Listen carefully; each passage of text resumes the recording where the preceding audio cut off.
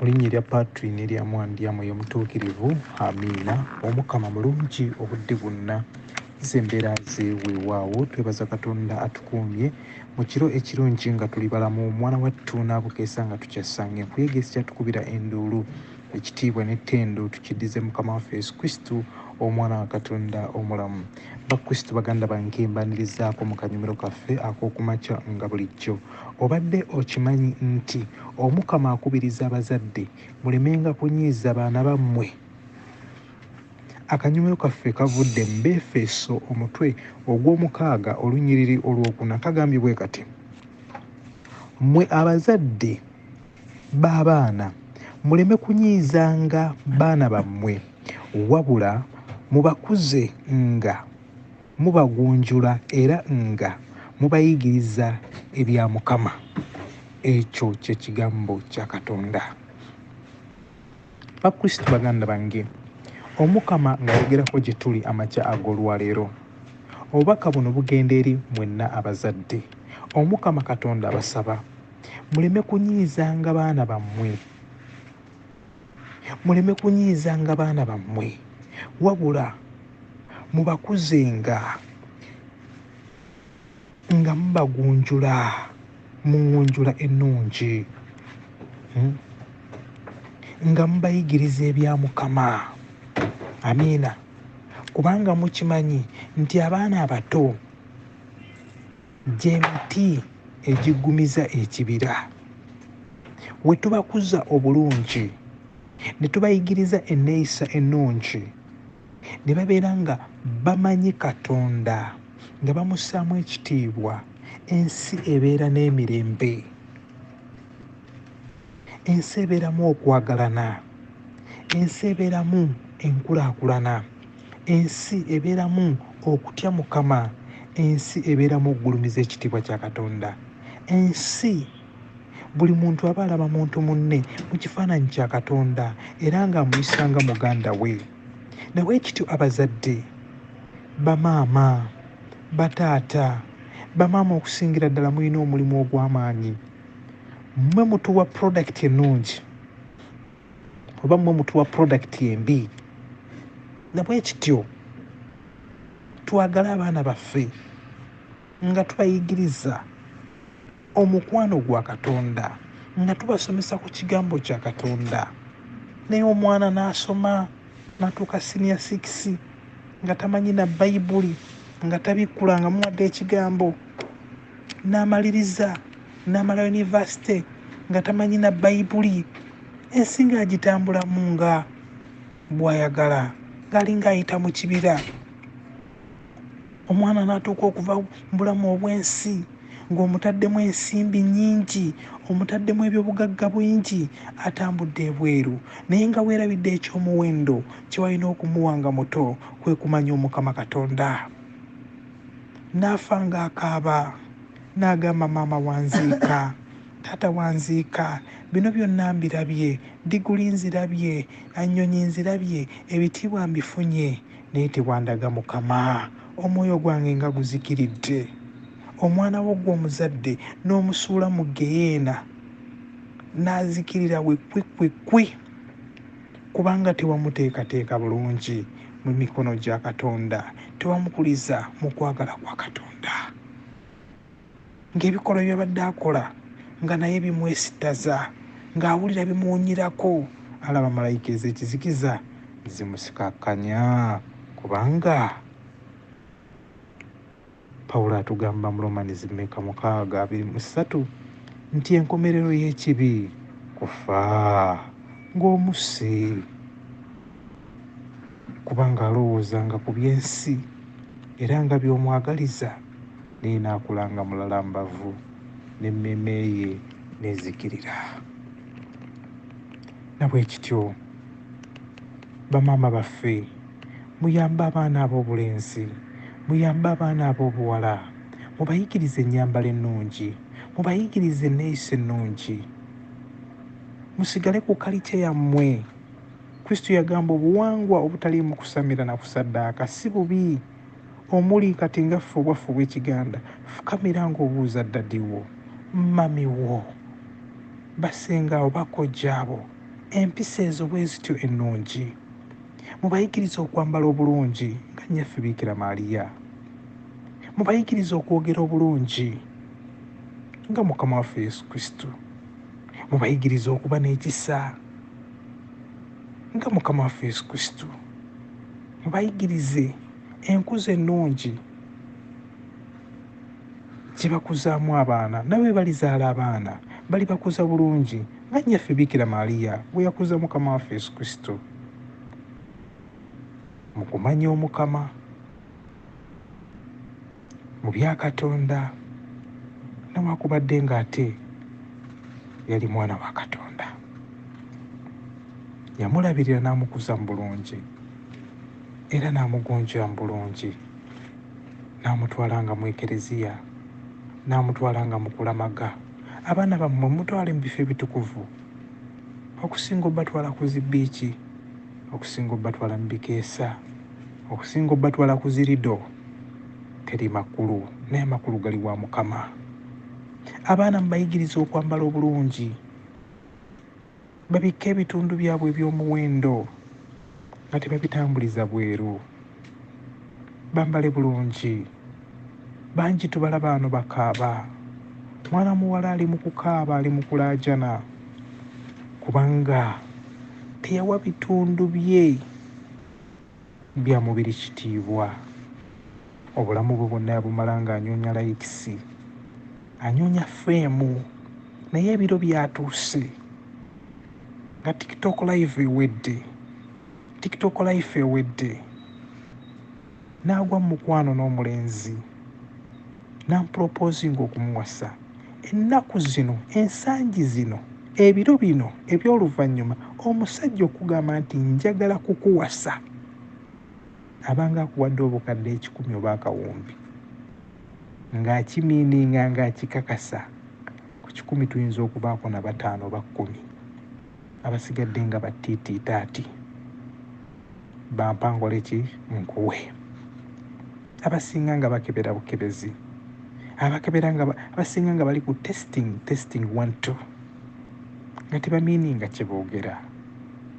Naye olwaleero mwana muwala yafunye omusajja ayagala okumuwasa, naye olw'ebifaananyi bya postinga nga ku Facebook, ku TikTok, ku YouTube, ng'ali bwereere, ng'asitamye, ng'essinzizo lya Katonda taliwadde kitiibwa, kubanga nnyina teyamukuliza oba oliawo mu byawandiikibwa bitukuvu, teyamuyigiriza Katonda. Senga yamanya 1 Corinthians 6:19, temumanyi nti embiri gyammwe essinzizo lya Mwoyo Mutukuvu? Yalibadde oba oliawo essinzizo lya Mwoyo Mutukuvu alikuuma nga jjonjo, nga ttukuvu, nga yeewa ekitiibwa, nga teyeeweebuula. Yalibadde nga ajjukira mu 1 Corinthians 6:2, temumanyi nti mwagulwa n'omuwendo munene nnyo, omuwendo munene nnyo, omusaayi gwa Yesu gwe yayiwa, muwendo yatugula n'omuwendo munene nnyo. Twalijjukidde ng'ebigambo ebyo ne twekuba mu mutima, ne twekkakkanyangako. Naye olwaleero ayagadde okukkakkana ng'ebiro bigenze, nga yayonoona dda. Bannyina b'omulenzi bagenze okulaba nga bagamba maama oyo tasobola kufumbirwa muganda waffe, tasobola kuba mulamu waffe. Laba vidiyo zino ng'ayita bwereere, nga yeebamba, nga yeegaala, ng'asitama, nga yeemalamudde ekitiibwa, yeemalamudde akawoowo, agudde mu laava eyaddala, ali mu hagoni mwennyini, ali mu kintu wakati mwatambulira, nga neewaabwe bagamba genda. Ekiseera kyekyo Nazaala we baamulaza ebifaananyi TikTok zino ze mwaleeta, kubanga mwanyoonyanga likes, mwanyoonyanga following. Mami yagambye bugambi mulenzi, bwe mba nze akuzaala ojja kumuwasa. Naye bw'oba omanyi ti si nze akuzaala, bw'oba omanyi nti nze yakuzaala tomuleetawo wano naye oba omanyi sinza akuzaala ojja kumuwasa. Omulenzi n'atuula n'abikalikyuleetinga n'agatta n'atoolako n'amanya ebbanga ly'amaze ne maama ate nga eyamuleeta ku nsi alina kusigala ne maama. N'agamba mwana muwala ngenda eri ku kkono nange nzire ku ddyo. Omuwala yakaabye n'awoowoola n'asamba n'asiita nakati akyakaaba. Mukama abadde amuwadde sereebu buli kimu bakikoze atuuse waatuuse naye nga enkomero y'ekibi kufa essinzizo lya Mwoyo Mutukuvu teyali wa kitiibwa. 1 Corinthians 3:16-17 ng'alizikiriza dda abazadde bakoonyeemu sitampu dda ne bakuba ennyondo oyo mutabani waffe tamuwasa.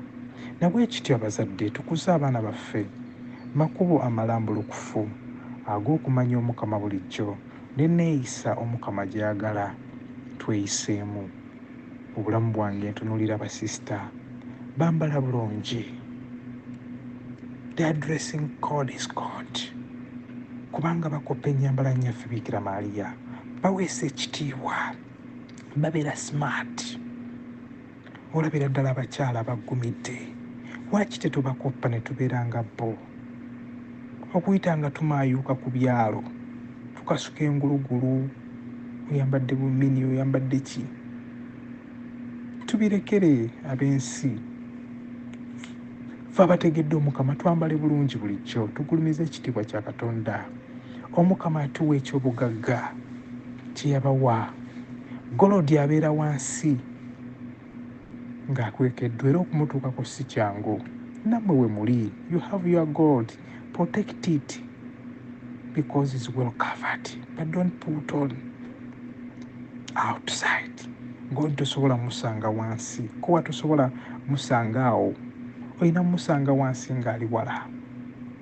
Nabwe ekito bulijjo tuwe emibiri gyaffe ekitiibwa kubanga tuli baana ba buwala. Abasajja baagala nnyo okuwasa abakazi abeewa ekitiibwa abalimu ensa, nga wamutunuulira bw'ati alaba nti mukyala wange aggumidde naye naamutwala mu bazadde bajja gamba weebale kulonda. Ebiro bituuka ng'onyoonya suggestion, oyagala kukola suggestion kuwasa, notunuulira omuwala gw'oyagala okuwasa enjogera gy'ayogeramu, entambula gy'atambulamu, ennyambala gy'atambulamu, n'onyoonya okukkiriza ku minzaani oba kwe kuli, oba alimu Mukama oba talimu Mukama, kubanga mugenda kufuuka omuntu omu, agenda kufuuka maama w'abaana bo. That's why you take time to calculate, then you add, okole equal ofune answer. Naye olaba ng'ofuna negative 0, omugamba munnaye sigala ku kkono nange nsigale ku ddyo. Bulijjo tuleme kulinda kweyiwa manda mu mbugo, tweteeketeeke nga bukyali, nga tutambulira mu biro ebituufu, nga tukola ekyo Omukama ky'ayagala tukole. Omukama ajja kutuwa bye twagala, ajja kutemera amakubo amalungi, kubanga tujja kuba tumuweesa ekitiibwa, tujja kuba tumugulumiza nga tuli tawaaza eyakira abalala. Naye tuleme kubeera tawaaza ya sitaani, nga bw'oyogera nga laddu, obaluka nga bomu, oyasimula olinga nyukiriya. Abantu ne bagamba muwala wa gundi ali muwasa ng'aliba alabye, aliba agudde ku kyokya. Bagamba ne batandika okuvaamu ebigambo ebirungi, kubanga mami teyakkuza bulungi, dadi teyakwata ku kibooko kutereeza. Wakula bw'otyo otaayaaya butaayaaya olinga ntennyana. Nabwe kityo abaana ba Katonda tweddemu era twekuba emitima, tumanye Omukama ky'ayagala kye tubanga tukola. Tukoppe bulijjo omuzadde nnyaffe Bikira Maria, obwetwaze bwe n'obukakkamu bwe butuyambe bubeere ekyokulabirako mu bulamu bwaffe, ate obuwulize n'obukakkamu Mukama waffe Yesu Kristo bwe yalina. Bulijjo leka tubwegombe, tuleme kwekuza, tuleme kwekulumbaza, wabula tusigale nga tuli beetwaze. Omwana omuwulize yakomba ekibya. Mbaagaliza olunaku olungi, sigadde nze musomesa Looja nga bulijjo okuva mu Jesus our Saviour wamu n'ejjira lyaffe Bikira Maria St. Isto Parish.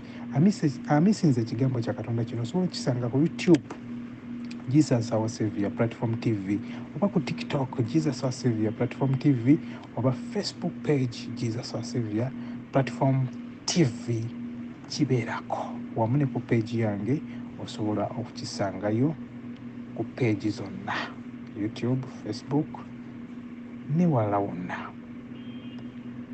Always and always don't forget that great kingdom when God mixes with man. In the name of the Father, the Son and Holy Spirit be with you all. Amen. Musibe bulungi, mweraba.